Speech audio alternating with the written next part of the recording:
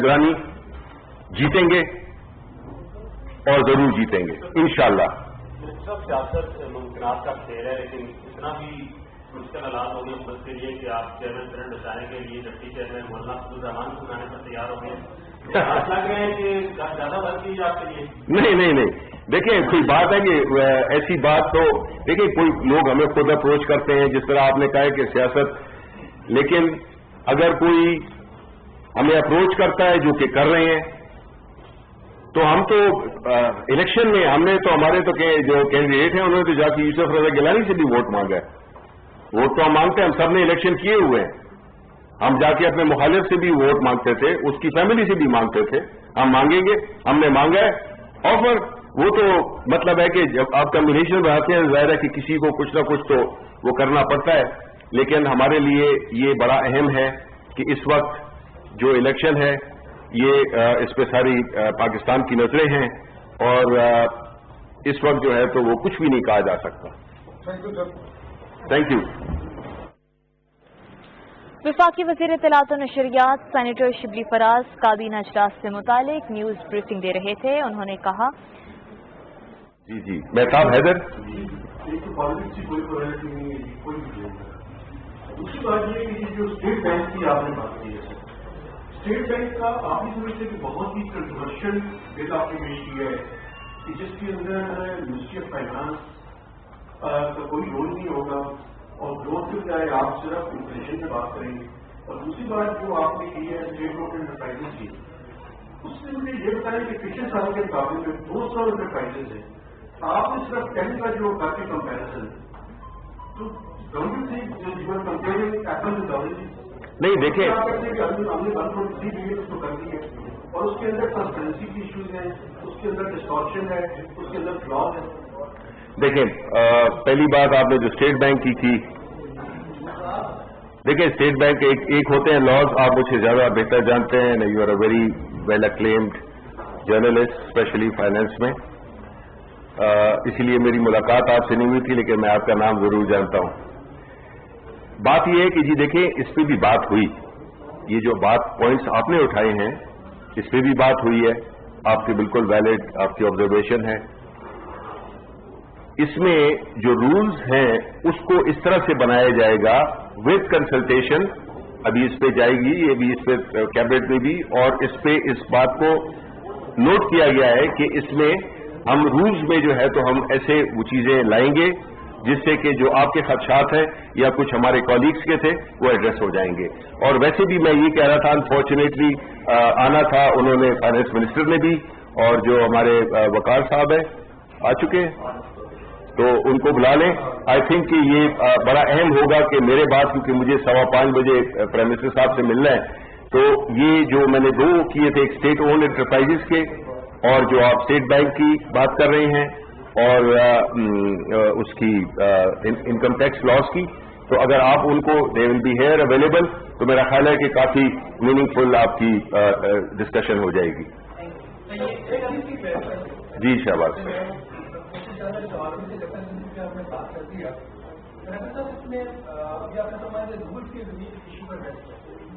जो लॉ होता है या और रूल जो होते हैं उसके ताबे होते हैं। अब लॉ के अंदर आपने उसको एब्सोल्यूट मेथोडोलॉजी दे दी और इंप्रेशन किया है कि governor State Bank of Pakistan जो कि governor of Pakistan not the governor state of Pakistan given the power that have been proposed in the law. How do you done this thing? Secondly, क्या ये मामला उसको जाएगा या ये executive?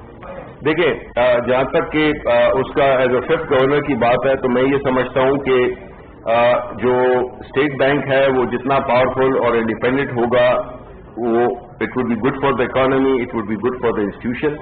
And secondly as I said कि आपने कहा कि जो लॉ तो एब्सोल्यूट होता है, लेकिन obviously as they also say that the devil lies in the details. So जो इस चीज को जो सफल किया जाएगा या जिस चीजों की इश्यूज जो कि मेहताब हैदर साहब ने भी उठाए हैं और हमारे कॉलीग ने भी उठाए हैं, जिसकी कि आप मजीद क्लैरिफिकेशन अभी फाइनेंस मिनिस्टर से और जो हमारे फाइनेंस के एडवाइजर हैं वकार साहब, उनसे भी आप ले सकते हैं, तो आई थिंक कि आपको पूरा एक सॉलिड जवाब मिल जाएगा।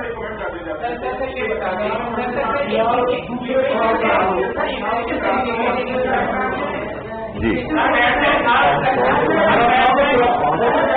جائے نا، ادھر کرسیاں رکھ دیں ان کے لیے کہ وہ آ جائے.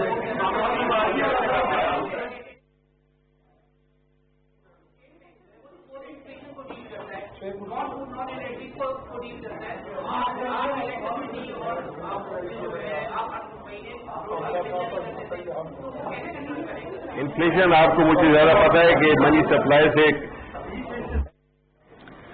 وفاقی وزیر اطلاعات سینیٹر شبلی فراز کابینہ اجلاس کے بعد میڈیا بریفنگ دے رہے تھے. انہوں نے کہا وفاقی کابینہ کی اسٹیٹ بینک کو مزید بااختیار بنانے کے لیے ترمیمی بل کی منظوری کابینہ کی جانب سے دی گئی. انکم ٹیکس ترمیمی بل کے مسودے کی بھی منظوری دی گئی. کابینہ نے براڈ شیٹ کمیشن کے سربراہ کی جانب سے مراعات نہ لینے کے فیصلے کو سراہا ہے اور کابینہ نے روس کے ساتھ شمال جنوب پائپ لائن معاہدے میں ترمیم کی بھی منظوری دی. انہوں نے کہا کہ اوپن بیلٹ کا مقصد انتخابی عمل میں شفافیت تھا. پی ٹی وی نیوز سے یہ تھی تازہ ترین.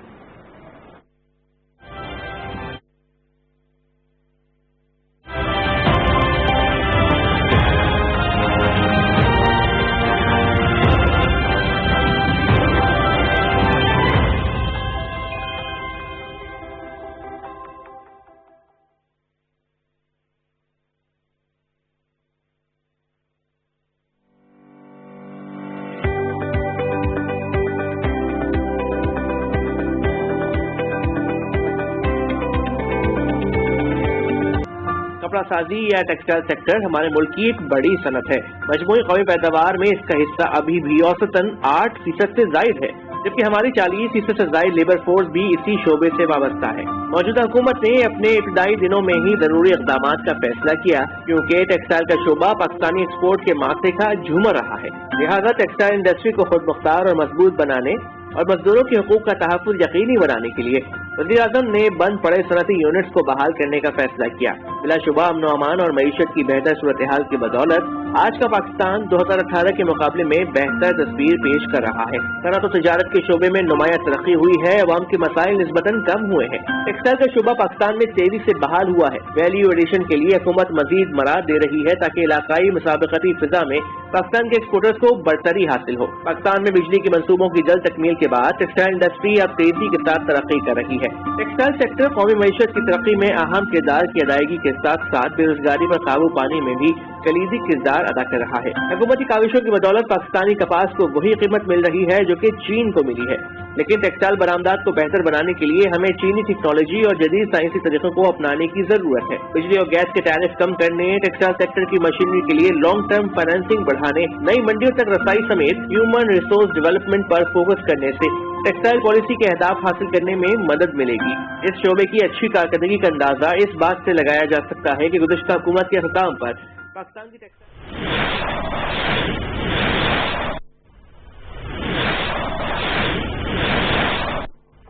اپروول دی گئی ہے ان کے بارے میں آپ سے بات چیت کریں اور پھر جو اکانومی کی جنرل سچویشن ہے اس کے بارے میں بھی اور ان لاز کے بارے میں بھی کوئی کوشچن اینڈ آنسرز ہوں تو بول دیں.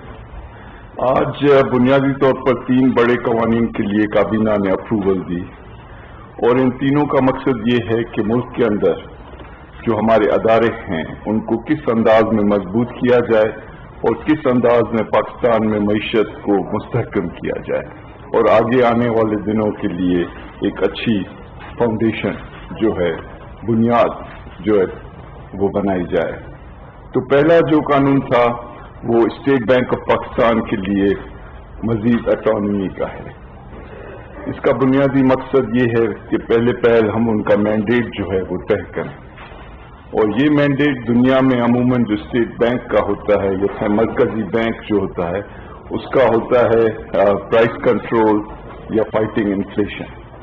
تو یہاں پر بھی یہ مرکزی جو ان کا آبجیکٹو ہوگا وہ یہی ہوگا، to control inflation, to fight the increase in prices جس طرح دنیا کے دوسرے ممالک میں ہے.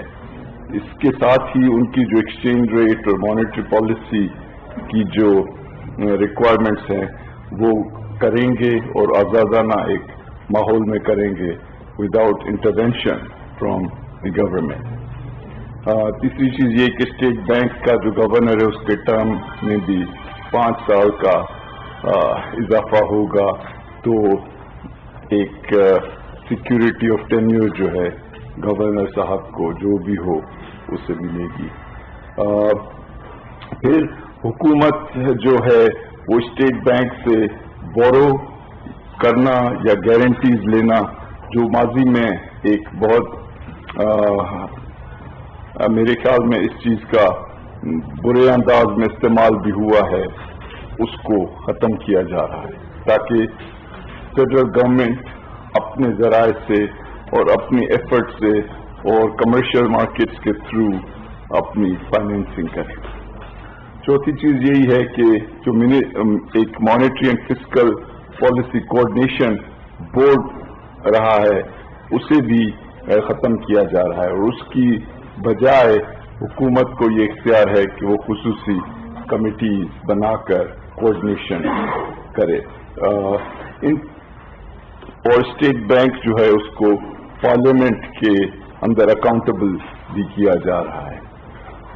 अब इस सारी चीज का बुनियादी मकसद ये है कि हम पाकिस्तान के जो अहम इक्तिसादी अदारे हैं उनको मजबूत बनाएं और उनको 21वीं सदी के जो तकाजे हैं उनके मुताबिक उनको एक हैसियत भी दें और उनकी कैपेसिटी भी दें और उनको ऑटोनॉमी भी दें। दूसरा जो कानून बना है वो पाकिस्तान के जो स्टेट ओन एंटरप्राइजेस यानी जो हुकूमती अदारे हैं खुसूसी तौर पे जो बिजनेस की एक्टिविटी में इंगेज्ड हैं। आपको पता है कि ये मुख्तलिफ अदारे या मुख्तलिफ कंपनीज कई अंदाज से चल रहे हैं। किसी के अपने कवानीन हैं, कोई स्टेट सिक्योरिटी एक्सचेंज कमीशन के अंडर हैं, कोई स्टॉक मार्केट में लिस्टेड हैं, कोई डायरेक्टली मिनिस्ट्रीज को रिपोर्ट कर रहे हैं। तो एक हॉच पॉच वाला निज़ाम है और कोशिश ये की जा रही कि इस कानून के तहत उनको एक मरकजी अंदाज में चलाया जाए और मिनिस्ट्रियों का जो बहुत ज्यादा इंटरवेंशनिस्ट रोल है उसको कम किया जाए और मिनिस्ट्रीज के बजाय इसको फुल गवर्नमेंट के मातहत किया जाए और मिनिस्ट्रीज का रोल उसके अंडर सबस्यूम किया जाए। दूसरी चीज ये कि जो इनके बोर्ड और उसका चेयरमैन है ये भी हुकूमत करेगी अपॉइंट एक ट्रांसपेरेंट अंदाज में, जिसमें कमिटीज बनाई जाएंगी जो ये सिलसिला जो है एक शफाफ और प्रोफेशनल अंदाज में करेगी। और जो सीईओज होंगे इन कंपनीज के यानी चीफ एग्जीक्यूटिव, वो ये बोर्ड्स जो हैं वो अपॉइंट करेंगे बजाय इसके कि मिनिस्टर साहिबान और सेक्रेटरी साहिबान बैठे ये फैसले कर रहे हैं, ताकि प्रोफेशनलिज्म हो और यहाँ पर भी अदारों को एक जो मॉडर्न तकाजे हैं उनकी बुनियाद पर चलाया जाए और उनको सिक्योरिटी ऑफ टेन्योर दी जाए और उनको रोज शाम सुबह तब्दील नहीं किया जाए। इसी तरह से इन एसओईज को हम पेपरा के जो रूल्स हैं उनसे भी छुटकारा दिलाना चाह रहे हैं ताकि ये बिजनेसेस के अंदर कम्पीट कर सकें और इनकी डिसीजन मेकिंग यानी फैसला साजी की जो रफ्तार है वो इतनी स्लो, इतनी कमजोर रफ्तार नहीं हो कि वो कम्पीट नहीं कर सकें। तो हम चाहते हैं कि ये कम्पीट करें, इनकी लीडरशिप प्रोफेशनल हो, इनको लीडरशिप को बार बार बदलाया नहीं जाए और उनको मिनिस्टर या मिनिस्ट्रीज की तरफ से बार बार इंटरवेंशन या मुदाखलत नहीं हो। तीसरा जो कानून आज अप्रूव किया काबीना ने, उसका बुनियादी मकसद ये है कि जो पाकिस्तान के टैक्सेस का निज़ाम है उसमें कई तरह की एग्जेम्पशंस हैं, यानी लोगों को छूट दी गई है टैक्सेस से, खुसूसी कंपनीज को या खुसूसी सेक्टर्स को। और इस कानून का मकसद ये है कि इन एग्जेम्पशंस में कमी की जाए ताकि जो टैक्स का निज़ाम हो वो यूनिफॉर्म हो, वो एक सतह पे हो हर एक के लिए और उसमें खुसूसी मराहत नहीं दी जाए कुछ तबकों को, تاکہ یہ شفافیت بھی ہو اور فیئر پلے ہو اور ایک منصفانہ طریقہ ہو. تو یہ سسٹم جو ہے اس میں کارپوریٹ سیکٹر کے لیے خصوصی طور پہ ہوگا اور اس کے اچھے فائدے ہوں گے. اور ہماری جو خواہش ہے اور پرائم منسٹر کا ویژن ہے کہ ٹیکسز جو ہیں وہ اس انداز میں کلیکٹ کیے جائیں کہ جس کا اثر غریبوں پہ کم پڑے. تو یہ ٹیکس ایگزیمپشنز جو ہیں کم کر کے یا ختم کر کے اس میں جو فائدہ ہے ٹیکس ایویژن کا وہ بھی کم ہوگی اور ٹیکس کلیکشن جو ہے وہ بھی بڑھے گی. تو یہ تینوں قوانین ہیں جن کے لیے آج اپروول ملی ہے اور ہم ان کو فاسٹ ٹریک کے اوپر انشاءاللہ قانون سازی کے لیے لے جا رہے ہیں. ساتھ ہی ساتھ میں آپ کو یہ بھی بتاؤں کہ پچھلے چند دنوں میں آپ نے سنا ہوگا کہ پاکستان اور انٹرنیشنل مانیٹری فنڈ کا جو تعلق ہے وہ دوبارہ فارمل انداز میں اس کو اسٹارٹ کیا گیا ہے. وہ چند مہینے کرونا وائرس کی وجہ سے ایک پاز کی شکل میں تھا اور اس کے لیے بھی انٹرنیشنل مانیٹری فنڈ یعنی IMF کے جو انٹرنیشنل بورڈ ہے وہ بھی جلد ملے گا اور انشاءاللہ تعالی اس کے ریویو کے بعد پاکستان کو وہاں سے جو فائنینشیل لینڈنگ ہے وہ دوبارہ جو ہے ریزیوم ہو جائے گی. تو اس کے علاوہ اکانومی کے اوپر مزید باتیں کی جا سکتی ہیں لیکن میں چاہتا ہوں کہ میں ڈاکٹر عشرت صاحب سے کو بھی موقع دوں کہ وہ اسٹیٹ بینک ایکٹ کے اوپر یا یہ SOE ایکٹ پہ کچھ کہنا چاہیں تو کہیں اینڈ دین ہمارا بنیادی مقصد آپ کے ساتھ کوشچن آنسر کرنا ہے. اور پھر کنکلوژن سے پہلے میں حماد صاحب سے بھی کہوں گا کہ وہ بھی اپنے خیالات کا اظہار کریں یا کوشچن آنسر میں کوئی بھی چیز آپ ہم میں سے کسی سے بھی کرنا چاہیں تو کر سکتے ہیں. جی شکریہ. میرے ذمے جو کام لگایا گیا تھا وہ ہے جو ہمارے اہم کلیدی ادارے ہیں ان کو کیسے مضبوط کیا جائے اور اس میں state bank, securities exchange commission, FTR, competition commission, یہ سارے جتنے ادارے ہیں, ریلویز اور PIA اور یہ آواز نہیں آ رہی ہے اب آ رہی ہے سوری.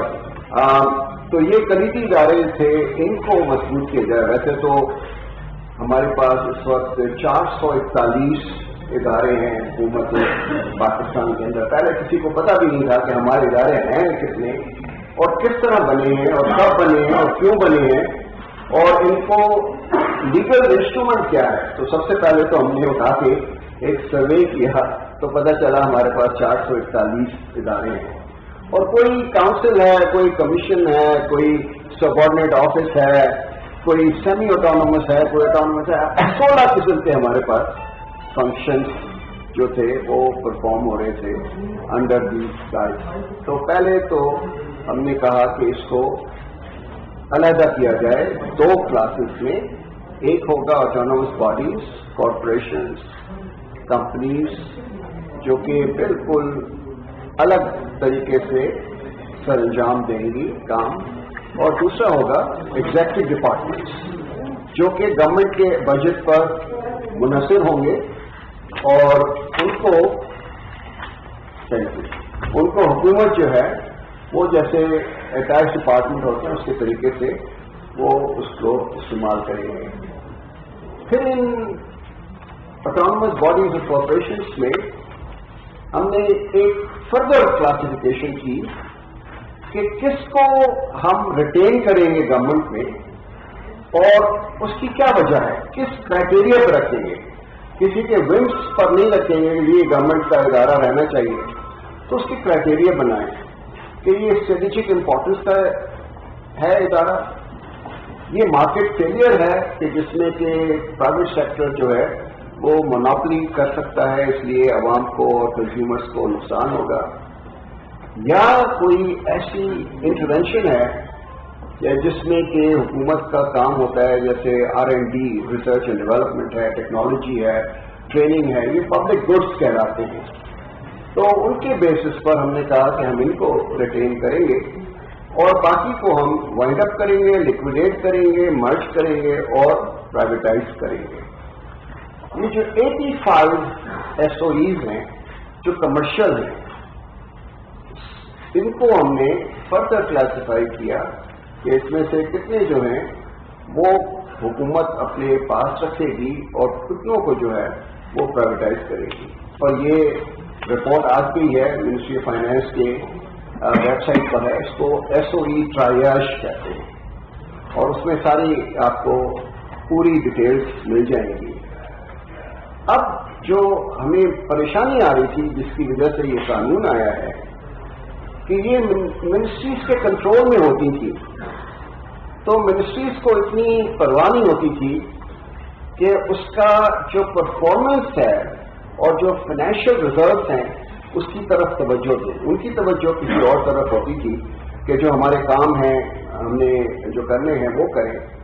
19 ट्रिलियन रुपीस का इस वक्त सारे SOEs में हुकूमत ने पैसा लगाया हुआ है, एसेट्स की बेस बता रहा हूं आपको, बुक वैल्यू, और 4 ट्रिलियन का उसका रेवेन्यूज आ रहा है। और पिछले साल 2017-18 में 268 बिलियन का लॉसेस हुए थे और इस साल वो कम होके 123 बिलियन के लॉसेस हुए हैं क्योंकि हमने कुछ रेमेडियल मेजर्स किए थे। ये कहीं दुनिया में कोई इदारे जो हैं वो इस तरह से इतने बड़े एसेट बेस पर और इतने बड़े रेवेन्यू बेस पर ये लॉसेस में नहीं जाने चाहिए। तो इसकी तरफ तवज्जो देने के लिए ये कानून बना है। इसमें 3 जो क्रिटिकल प्रिंसिपल्स हमने अडॉप्ट किए हैं। एक तो ये होगा कि इनके साथ हमारे परफॉर्मेंस कॉन्ट्रैक्ट्स होंगे कि आपने साल में ये करना है और आपने ये अचीव करना है और ये आपके KPIs और की परफॉर्मेंस इंडिकेटर्स होंगे और उसके बेसिस पे उनकी इवैल्यूएशन होगी। सेकेंड, जो इस वक्त घिच में है, जो फाइनेंस मिनिस्टर साहब ने भी बताया कि कहीं पर चेयरमैन जो है वो चीफ एग्जीक्यूटिव भी है, कहीं चीफ एग्जीक्यूटिव जो है उसके ऊपर कोई बोर्ड नहीं है, तो उसका गवर्नेंस स्ट्रक्चर और मैनेजमेंट को हमने अलग कर दिया है। गवर्नेंस जो होगा वो इंडिपेंडेंट बोर्ड करेगा और मैनेजमेंट चीफ एग्जीक्यूटिव करेगा along with the CFO, chief technological officer, chief human resource officer, और उसका भी तरीक़ाकार मुय्यन किया है कि किस तरह से सिलेक्ट हो। और आप सबको पता है कि अब तक नए प्रोसेस जो हमने 2018 में शुरू किया था उसमें हर पोस्ट जो है वो एडवर्टाइज होती है, उसके एलिजिबिलिटी क्राइटेरिया होते हैं, उसकी शॉर्टलिस्टिंग कमेटी बनती है, उसके बाद सिलेक्शन बोर्ड होता है, सिलेक्शन बोर्ड में 2 आउटसाइड एक्सपर्ट होते हैं उस फील्ड के, और उसके बाद एक पैनल इंटरव्यू करने के बाद इंटरव्यू कमेटी जो है वो कैबिनेट के पास भेजती है। सो इससे हमारे पास 56 चीफ एग्जीक्यूटिव्स आए हैं अभी तक इस प्रोसेस से, और अल्लाह के फजल से उसमें बहुत सारे ऐसे लोग हैं जो एक्सपेट्रिएट पाकिस्तानी थे जो हांगकांग में, लंदन में, दुबई में और अमेरिका में, जद्दा में काम कर रहे थे। वो आके उनको कभी ये ख्वाब भी नहीं था कि वो बगैर किसी कनेक्शन के पाकिस्तान में आ सकेंगे। तो right man for the right job से इंस्टीट्यूशन बनती है, तो ये एक तरीक़ाकार है। दूसरा, मैं स्टेट बैंक पे आता हूँ, मैं ये बाकी आपके सवालात होंगे उसके, तो स्टेट बैंक का जो होगा वो आपको बता दिया है, बट अगर सवालात होंगे तो मैं आपको बता दूंगा कि टाइम की कमी है, but I am available for any question and answer on both. Thank you Ishwar साहब। I think doctor Ishwar obviously काफी कुछ स्टेट बैंक एक्ट के ऊपर कह सकते हैं, लेकिन चूंकि वक्त कम है और हम चाहते हैं कि आपकी जानिब से क्वेश्चंस आए, तो फ्लोर इज ओपन जी। सर के लिए जो आपने स्टेट बैंक की इंडिपेंडेंस और ऑटोनॉमी और उसके कुछ जो सारी काम की है جس میں اکاؤنٹیبلٹی کا کیا چیز ہے کہ کہیں کوئی بندہ بات سے آ جائے اس کے اکاؤنٹیبلٹی اور کافی کام آ جائے تو پاکستان میں بہت زیادہ لوگ کیسے آئے تو ایک اور کوشچن ہے. آپ اس کا پہلے جواب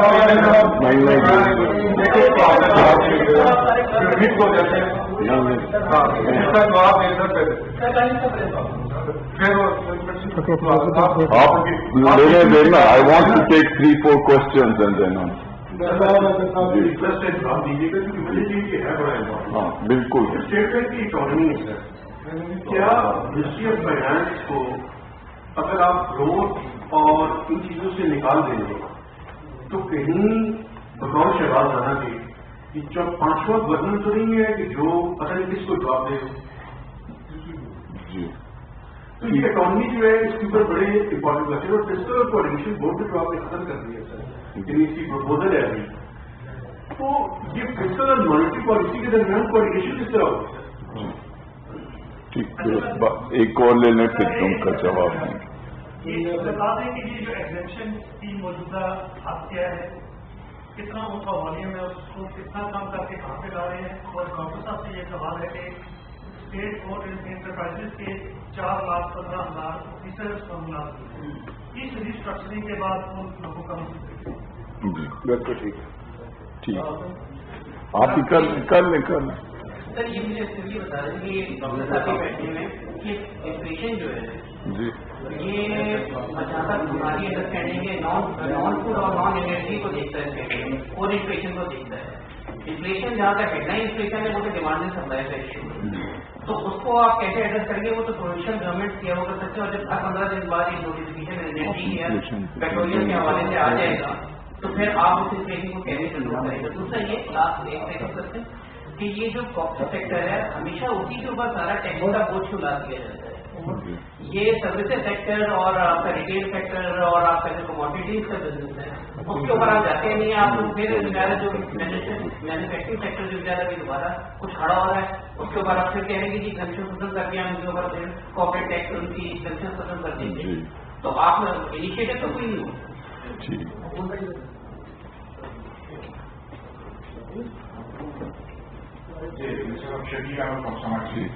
سر میرے 2 کوشچن ہیں. پہلا انفلیشن سے ریلیٹڈ ہے 15% تک جا چکا ہے. ایس پی آئی اور سی پی آئی بھی ڈبل ڈیجٹ کا ریکارڈ ہے.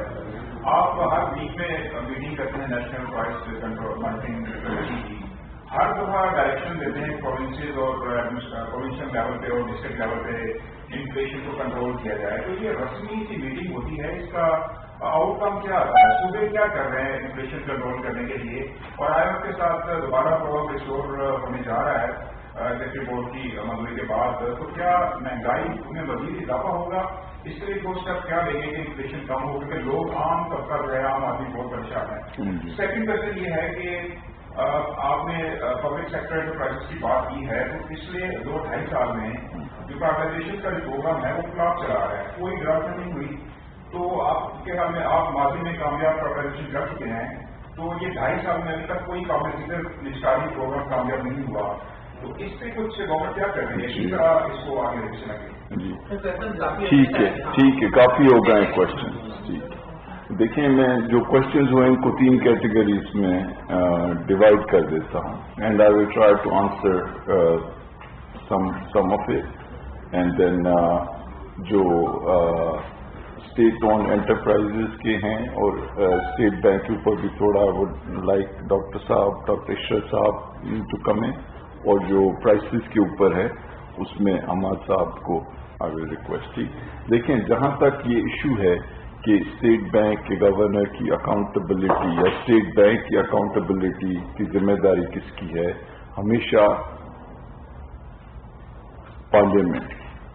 اور اب بھی اس لا میں بھی پارلیمنٹ جو ہے اس کو State Bank will be answerable.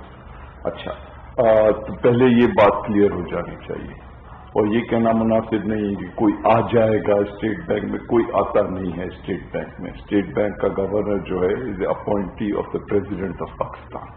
تو we should be careful in the type of terminology we use. کوئی ضروری نہیں ہے اس طریقے سے سوال کرنا. ٹھیک. دوسری چیز یہ کہ जो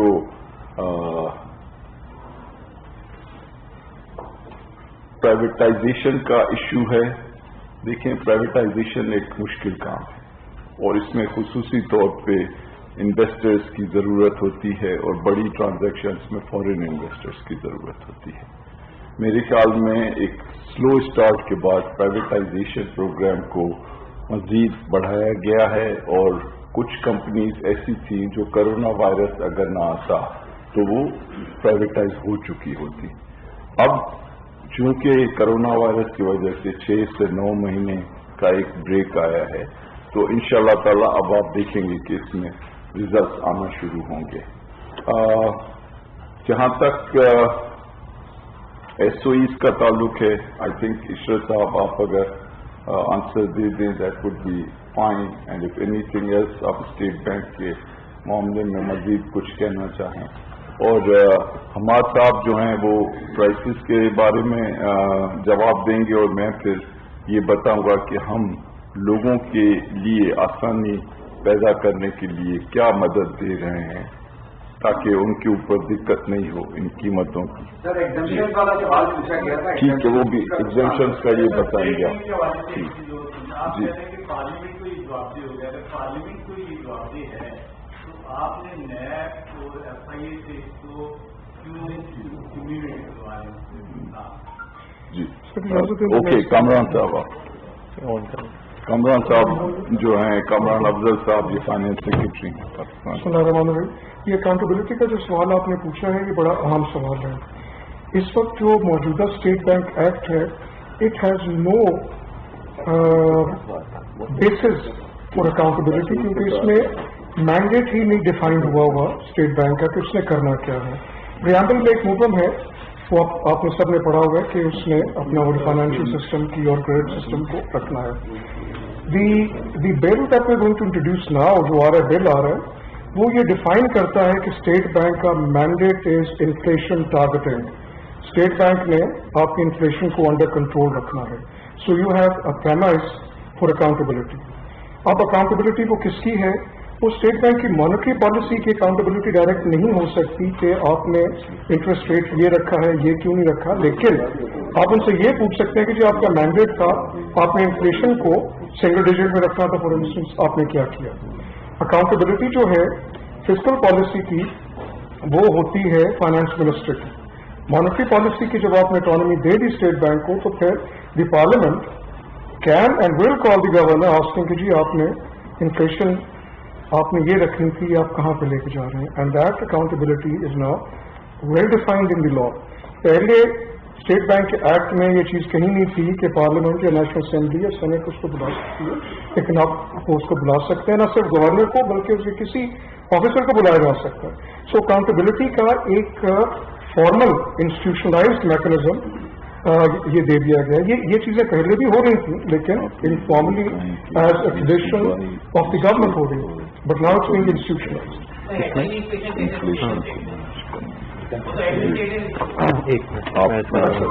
मैं आपको बताऊं किस तरह रुकेगा। There are 3 components of inflation.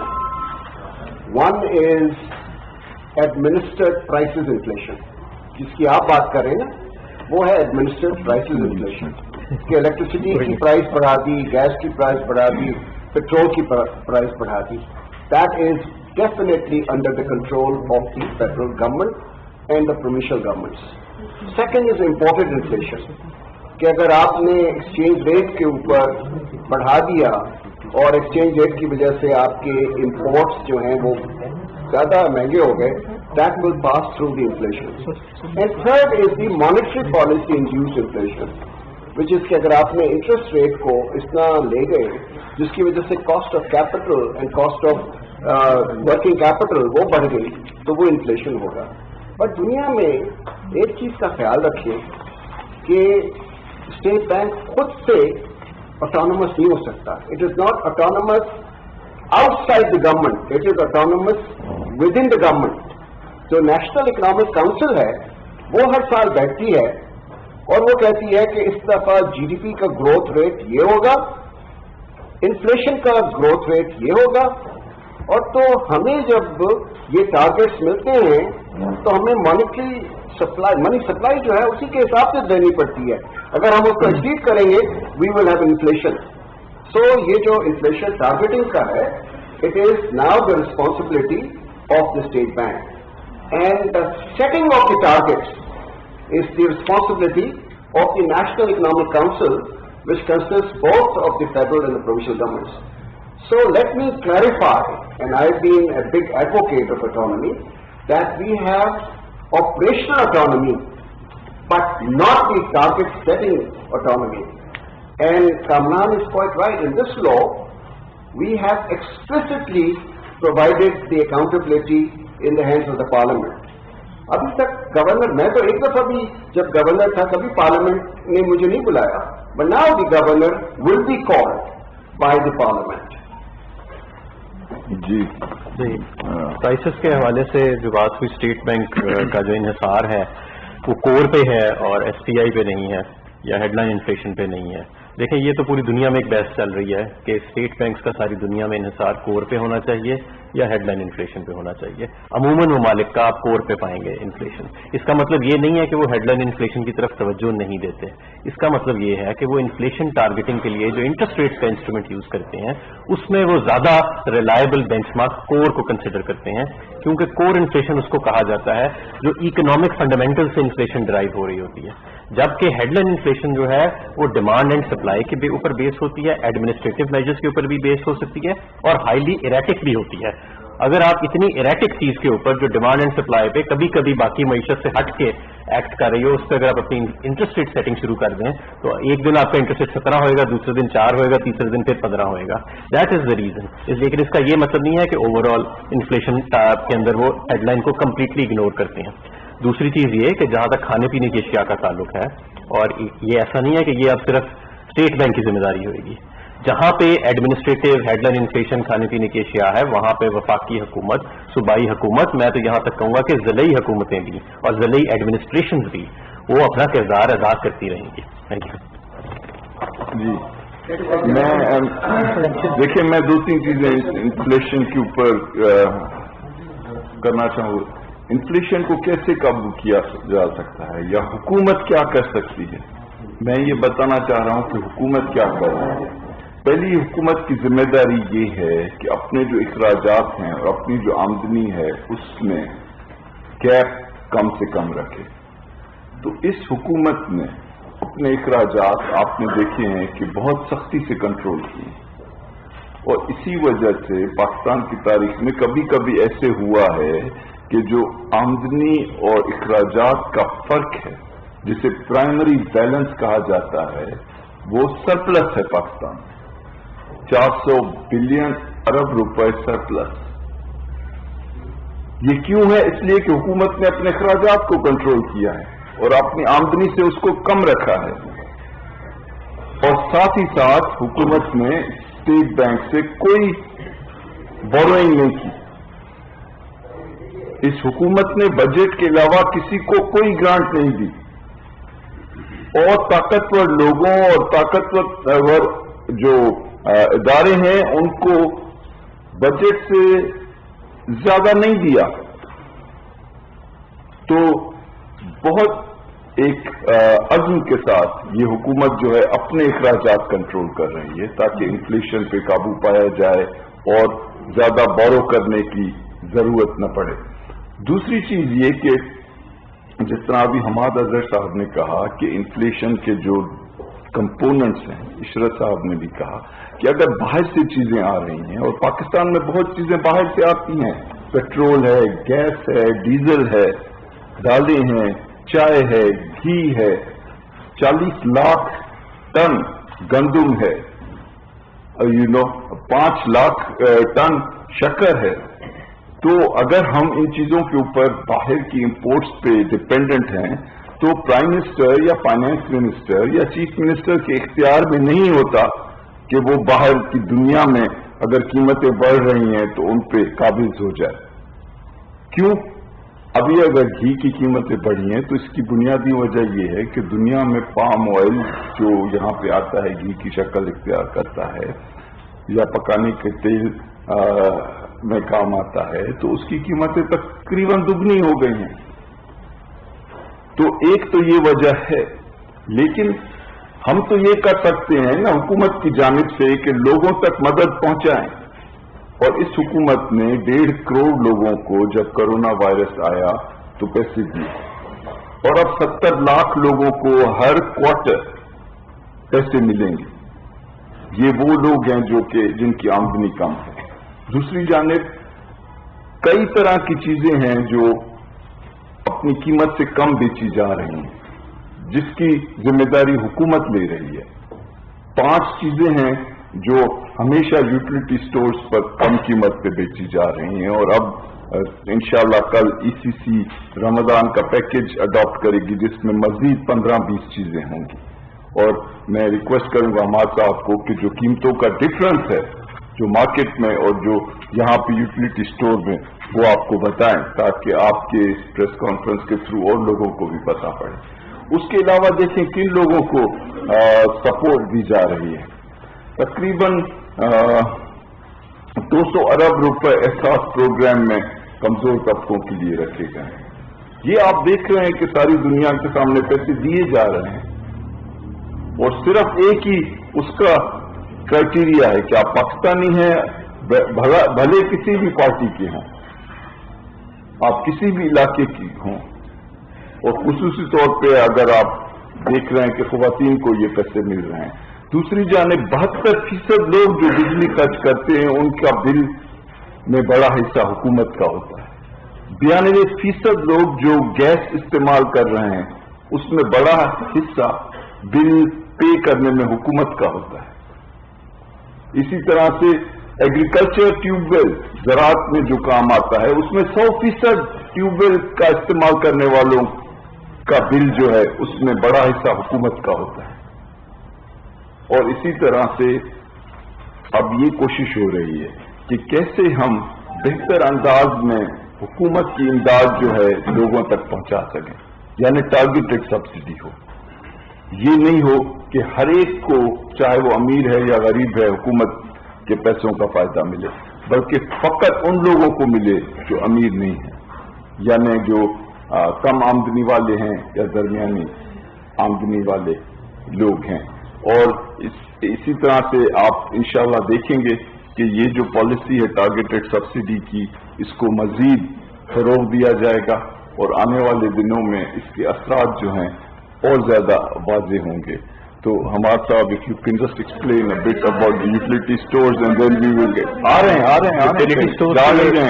Utility stores के ऊपर जो इस वक्त 5 अशिया हैं जो जिससे सब्सिडाइज हैं, जो 3 उसमें सबसे जरूरी हैं। आटा 800 रुपए केजी 1 साल से ज्यादा पे सप्लाई किया जा रहा है।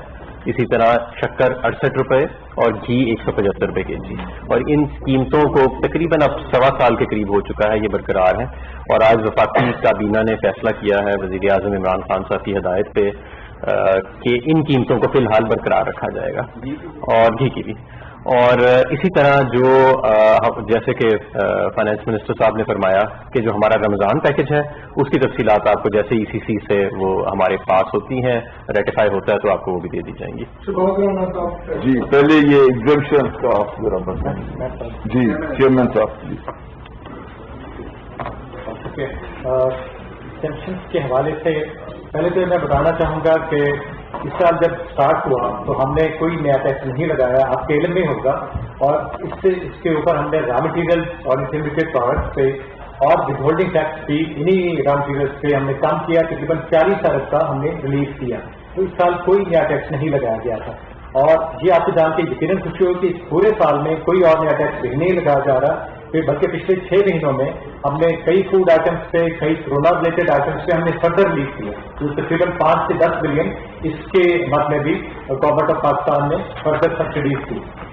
जब साल स्टार्ट हुआ था तो हमने एक डॉक्यूमेंट एफबीआर में पब्लिश किया था जो आपके लिए में होगा कि टैक्स एक्सपेंसिव स्टेटमेंट थी, और जिसमें हमने ये बताया था कि 1185 अरब के करीब हम तीनों टैक्सेस में सब्सिडीज दे रहे थे, और जो कि अभी बाकी दुनिया के जो मुल्क हैं, जो कंपेरेबल कंट्रीज हैं, इंडिया से भी हम ज्यादा सब्सिडीज दे रहे हैं। और ये देखते हुए कि मुल्क में क्योंकि गुर्बत है, कोरोना की वजह से भी हालात ठीक नहीं है, तो वो हम ये देखते हुए, और ये जो प्राइम मिनिस्टर साहब की खास हिदायत थी कि जो फूड आइटम्स हैं और जितने भी आम रोजमर्रा इस्तेमाल की अशिया हैं, इन पे कोई टैक्स ऐसा बल्कि रिलीफ ही दिया जाए। तो वो यही अभी तक जो ट्रांस मिनिस्टर साहब की निगरानी में जो कमेटी है वही हम इसी सिलसिले में मुसलसल उस पर गौर फौज करते रहते हैं। तो ये जो सेक्टर था जो कॉर्पोरेट इनकम टैक्स के हवाले से, अब आपके लिए में ये होगा कि मैं फिर कहा जाता है कि इनडायरेक्ट टैक्स के जो सब्सिडीज हैं जो उसके ऊपर जो ज्यादा इन्हिसार होता है, तो डायरेक्ट टैक्स से ज्यादा इन्हिसार किया जाए।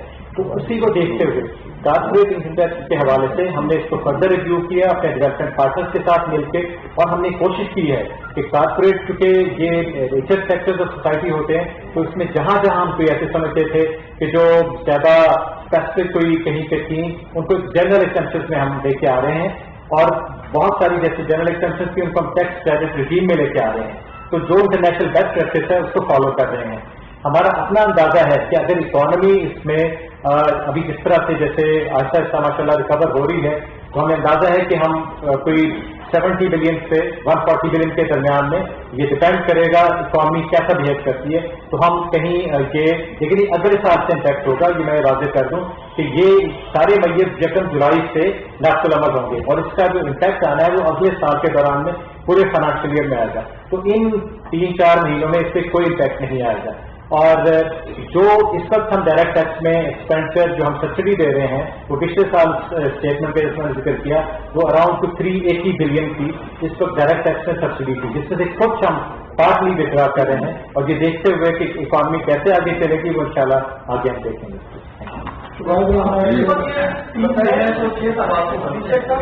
जी वो सवाल कर रहे हैं, फिर आप आप अगर मुझे प्राइस स्टेबिलिटी की डेफिनेशन प्राइस स्टेबिलिटी लॉ में डिफाइन नहीं होगी, बट अलाउ आपने सवाल पूछा तो मैं आपको प्राइस स्टेबिलिटी का मतलब ये होता है कि इन्फ्लेशन जो है वो उसमें एक इरेटिक मूवमेंट्स ना हो। एक तो इसकी वो जो प्राइमरी चीज ये है कि you don't want erratic movements in the level of prices. दूसरा ये होता है कि एक एस्टैब्लिश्ड अंडरस्टैंडिंग है कि inflation must be in single digits. एक माइल्ड लेवल ऑफ इन्फ्लेशन वो आपको पता होगा इकोनॉमी में होती है, व्हेन इकोनॉमीज आर ग्रोइंग तो there will be a mild level of inflation. You can't say कि वो 2% हो जाए, 3% हो जाए, बट द रूल इज के सिंगल डिजिट। बट जब वो 5 को क्रॉस करती है या 7 को क्रॉस करती है under various circumstances, when the economy is, in particular if the economy is not growing, so that can be problematic. आप इस डेफिनेशन को स्ट्रेट जैकेट नहीं कर सकते क्योंकि that will vary from economy to economy and global environment. And the global environment. Again, thank you. कि आपको जो imported inflation है उसको भी देखना, but your question about price stability, domestic price stability would be this कि no erratic movements. एक और चीज क्लियर करके मैं सवाल पूछता हूँ, आप जरा अकाउंटेबिलिटी की ग्रोथ पढ़ लीजिए, हम तक अकाउंटेबिलिटी का जो है इस वक्त मेरे पास बिल में शायद नहीं लाया हूँ। आपको दोबारा बता देता हूँ, उसका मतलब ये अकाउंटेबिलिटी की आपकी जो क्लॉज है कि जो स्टेटमेंट का गवर्नर है वो पार्लियामेंट में रिकॉर्ड हो जाते हैं, उससे कहीं ये नहीं लिखा हुआ कि पार्लियामेंट को समझ। नंबर 1। नंबर 2, आप किस चीज के एक मिनट में आपको एक एक करके दूंगा, देखना, let's not lose this site. The Parliament does not require a specific act to summon anybody. The Parliament can always summon anyone.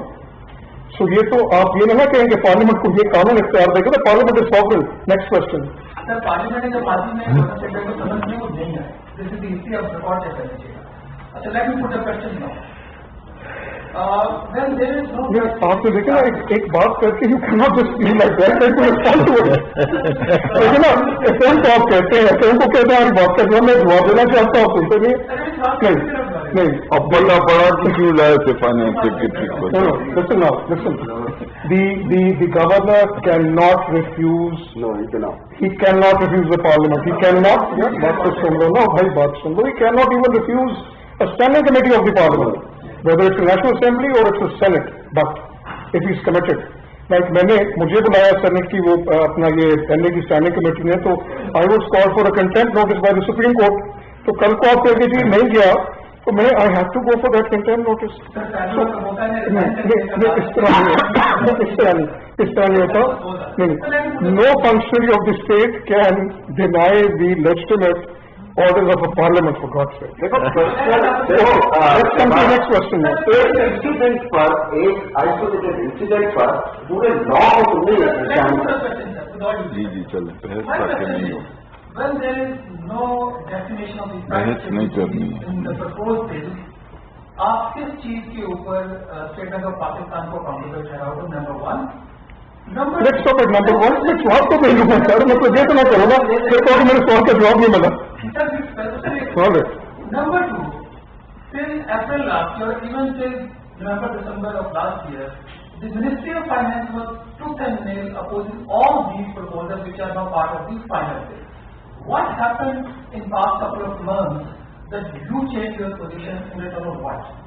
Number 3, which is more important, when the Governor State Bank of Pakistan is not answerable to any institution of the federal government as per your proposed law, who will hold him accountable without the explicit law? Why don't you follow the New Zealand model where the governor fails to perform and he has to go home? Where is the model? Okay, आपका जो ये सवाल था कि sorry चल रहा है नहीं होनी, ओके, आपका ये सवाल था अकाउंटेबिलिटी वाला। अकाउंटेबिलिटी मौजूदा एक्ट में कहाँ है? There is no accountability in this existing law. Do you know of a section जहाँ पे है?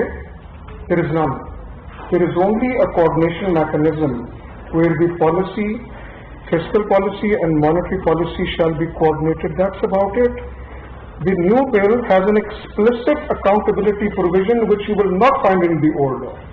Now, accountability has to be balanced with autonomy. अगर आप accountability इतनी बढ़ा देंगे कि हर रोज फाइनेंस सेक्रेटरी ने गवर्नर को बुलाया हो, तो where is the autonomy? You want to make institutions work. You want to give them sufficient autonomy ताकि वो अपना कर सकें. You do not want to control the exchange rate policy. You do not want to control the monetary policy. But yes, ये आपकी बात बिल्कुल ठीक है. Who is going to hold him accountable? जो मैंने पहले कहा, just like the finance minister is accountable ultimately to the parliament, so will the governor. दूसरा ये होता है जो अभिषेक साहब ने बड़े अच्छे मुदर्रर तरीके से आपको कहा है कि inflation setting is not the remit of the governor. Inflation setting target जो है, that is the remit of the government. वो NEC करेगी. If the governor fails to perform, yes, he will have to answer. ठीक है? अच्छा, now why do you not build explicit removal clauses in the act which can infringe the autonomy that is within the government, not beyond it? तो आपने ये सारा check and balance रखना होता है. Now I forgot your first question. हो गया था. चले, आई थिंक शहबाज जी तो आप 8 सवाल कर चुके हैं, तो 9 और 10 की एक मिनट शहबाज, देखो तुम्हारे प्राइस सेक्रेटरी का chancellor of exchequer of UK sends a letter every year to governor Bank of England कि इस साल आपके इन्फ्लेशन टारगेट ये है, और वो अगर अचीव नहीं करता है, he has to explain to the House of Commons कि क्यों नहीं हुआ है. Same thing will happen here because there is no accountability clause under which I work. So आपका जो काफी ऑर्डर लॉ है उसमें जो रिक्वायरमेंट ऑफ रिसर्च आप 15 साल से आप देख रहे हैं. नहीं, वो देखो वो अलग बात है, मैं उसकी बात नहीं कर रहा. मैं तो मैं कह रहा हूँ कि अकाउंटेबिलिटी का SBP एक्ट 1956 अमेंडेड टिल 2006 तक तो कोई ऐसी अकाउंटेबिलिटी नहीं थी. Now the accountability would be that when the government gives a target, he has to explain why he has not attained that. And if the answer is unsatisfactory, he can be removed. Okay, जी, I think last 2 questions, please. जी, please. जी. Doctor साहब, आपने अभी जो महंगाई के हवाले से बताया कि गवर्नमेंट अपने जो एक्सपेंसेस हैं वो आमदन से कम रखे, एक महंगाई को कंट्रोल जी. सर, मादर के साथ के पाकिस्तान में इस वक्त महंगाई के जो मेन मामलात हैं वो कार्टल है, माफियाज है, वो आप कंट्रोल नहीं कर पा रहे. आप क्यों नहीं उस पर फोकस करते? जब प्राइम मिनिस्टर आपको पाबंद करता है कि आप मीडिया को आंसरेबल है और जाकर उनको बताएं, आपकी तमाम सूबाई गवर्नमेंट के जो जिम्मेदारान हैं प्लस जो पाकिस्तान बेरोशुमारियात है وہ جو فکرز بتاتا ہے وہی اگر آپ ان کو ادھر پینٹ روزی پکچر پینٹ کر دیتے ہیں، جبکہ گراؤنڈ ریالٹی بالکل ڈفرینٹ ہے. اگر صاحب کے ساتھ معذرت کے ساتھ کہ انہوں نے 70 ارب روپے کا جو پرائم منسٹر کا پیکج ہے، مس یوز آف سبسڈی اربوں روپے کی یوٹیلٹی اسٹور میں ہو رہی ہے، یہ ادھر کیوں نہیں چیک کرتے؟ وہاں حکمران جو بورڈ کے چیئرمین ہیں وہ طریق انصاف کے مین فائنانسر تھے، یو ای سے بیٹھ کر وہ آپ کو پیسے بھجواتے تھے، تو اس کو آپ نے نکال دیا. ایم ڈی کی کرپشن آپ کو نظر نہیں آتی کہ وہ سبسڈی کا مس یوز کر رہے ہیں؟ آپ اس پر غور کریں مہنگائی کے. اور تیسری بات یہ ہے اور اب آپ کتنی تقریر کریں گے کہ آپ اس وقت نجکاری کے منسٹر تھے یا میں اس وقت ایکسپریس میں تھا، اس وقت آپ نے پی ٹی سی ایل کی نجکاری میں جو اپنا آپ نے ایک بڑے اچھے طریقے سے جو بھی ہے آج تک اس کی ریکوری نہیں ہو سکی. $800 ملین کی آپ کا نجکاری کا پروگرام بالکل فلاپ جا رہا ہے. ایس او ایز کا جو آپ یہ ڈاکٹر اشرف صاحب جو بیٹھے ہیں یہ کہہ رہے ہیں کہ ایس او ایز کے 440 ادارے ہم نے ڈیفائن کیا اور اس کے بعد ہم ان کو جو خسارے کا شکار ادارے ہیں ان کو ہم بہتر پوزیشن میں لانے کی کوشش کر رہے ہیں. ایک ادارہ آپ نے کیا وہ آپ کا پروگرام فلاپ کیا، آپ کیوں کر رہے ہیں؟ کوئی نہیں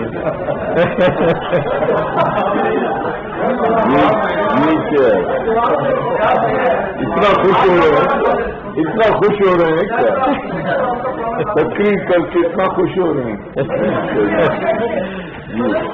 جی جی جی سینٹ کے حوالے سے آپ چیئرمین سینٹ کے حوالے سے اب آگے اس دوران ہم نے یہ دیکھا ہے کہ منتخب عوامی نمائندوں نے آپ پر اعتماد نہیں کیا. کیا یہ اخلاقی طور پر آپ کے لیے بہتر نہ ہوتا کہ آپ عہدہ چھوڑ دیتے اور منتخب عوامی نمائندے جو موجودہ حکومت میں تھے وہ اس ملک کی معیشت کو سنبھالتے ہیں؟ جی جی جی اسٹیٹ بینک کے متعلق لاس کا کہا ہے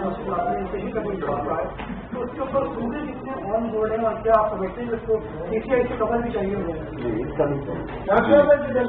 جی جی جی جی جناب مجھے بڑے پسند ہے میرے ساتھ 28 سال جی سر یہ بتائیں یہ جو 85 اور کمرشل ادارے کہہ رہے ہیں اس میں کتنے ادارے ہیں جو پرائیویٹائزیشن لسٹ پہ آئیں گے؟ ڈاکٹر صاحب آپ سے یہ جو قوانین آپ نے بتائی میرے خیال میں سب کو پتا ہے کہ آئی ایم ایف کی ریکوائرمنٹ ہے اور پروگرام کی ریسٹوریشن کے لیے یہ ان کا ہونا ضروری تھا. تو ایک جو پاور سیکٹر کا ٹیرف ریز ہوا ہے 3 روپے 32-33 پیسے میں سے ہاف ہو گیا ہے، تو ہاف کی کون سی ڈیٹ ہے کب سے وہ مزید جو ہے انکریز ہوگا؟ گیس کی پرائسز کا بھی جو آئی ایم ایف کے ساتھ طے ہے، پاور سیکٹر اور گیس چلیے کب سے نوٹیفائی کریں گے؟ جی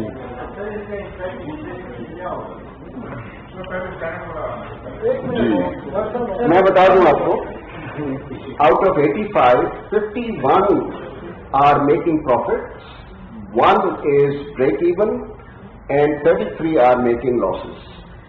تو اس میں سے اور بہت پروفٹ والی بھی اور لاسز والی کو پرائیویٹائزیشن کی لسٹ پہ 3 حصوں میں کیا ہے. کچھ کو امیجیٹ